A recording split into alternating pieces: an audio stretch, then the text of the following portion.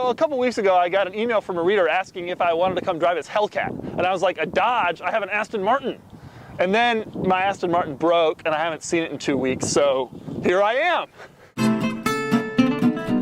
But here's the thing, there's a million Hellcat videos on the internet that show it revving and burning out and doing all sorts of tire smoke. I've decided to show you some of the more unusual aspects of the Hellcat you might not know about. My personal favorite thing about the Hellcat, I learned this today, when you buy a Hellcat you get two keys, a red key and a black key. The red key gives you all 707 horsepower. The black key limits you to only 500 horsepower. So if you're going to give the car to your kid, like when he's going to prom, you say, here son, take the black key. You won't die with only 500 horsepower. One of the first things you'll realize about the Challenger is it is gigantic. It weighs over 4,000 pounds, and we've just discovered that it is actually longer in length than my Range Rover, even though this is a two-door car with fairly limited rear seat space. Here's another interesting statistic I came up with after I spent about 9 minutes thinking about it. The Challenger Hellcat, I believe, is the largest stick-shift car you can buy today. I know there are trucks that are bigger. Don't tell me about the trucks. I think the Challenger Hellcat at 197.7 inches long is the largest stick-shift car you can buy today. Here's another great thing about the Hellcat you may not have learned. In the front, you got headlights.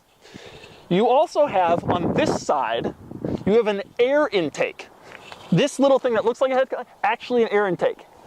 You can get. Now you might be wondering, what then is on this side? Another air intake? No, it's a light. But we just figured out that it's not a real light, it is a fake light. So there's an air intake on this side, and there's a fake clear lens on this side.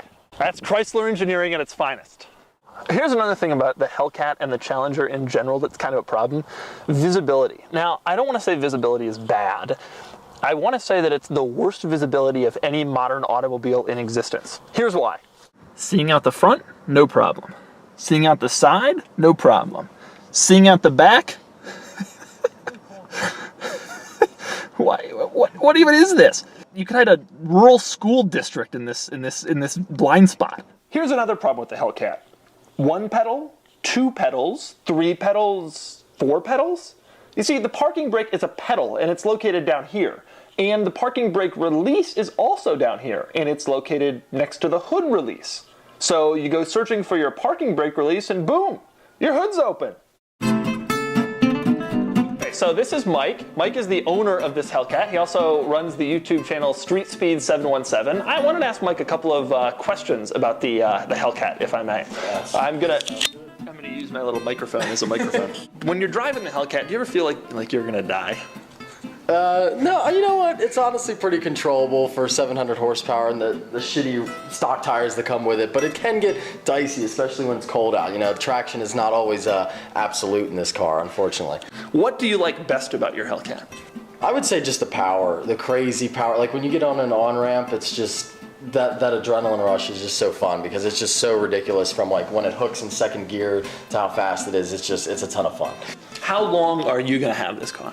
Probably not too long, maybe like 5 or 6 months yet. We'll see. Really? That's it? The only reason why I'm selling it is because the market for them is really strong right now. How is the market? So have you lost any money on this? I shouldn't I should be able to break pretty much even. What are you going to replace the Hellcat with?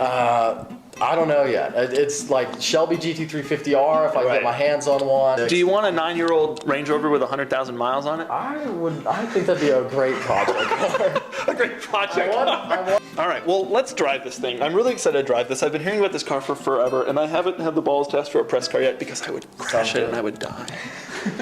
But I'm not going to crash yours. Certainly not. All right, let's do this. Famous last words.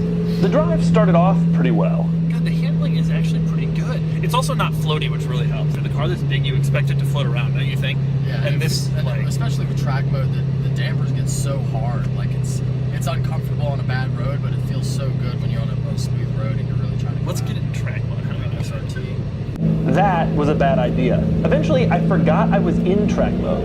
Then this happened. There you go. Shit. We're good. Oh my god! I should have got that on camera. This thing is insane! This thing is absolutely insane! Okay. Alright, let's take it off track mode. That's the end of track mode for sure. Oh my god. How do we go? Is there an eco mode?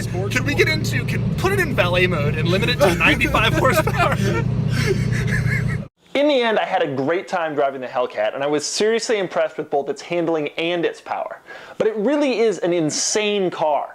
That little incident, which didn't look like much on camera, but was actually one of the scariest things that's happened to me in a car in years, happened when I was in 4th gear.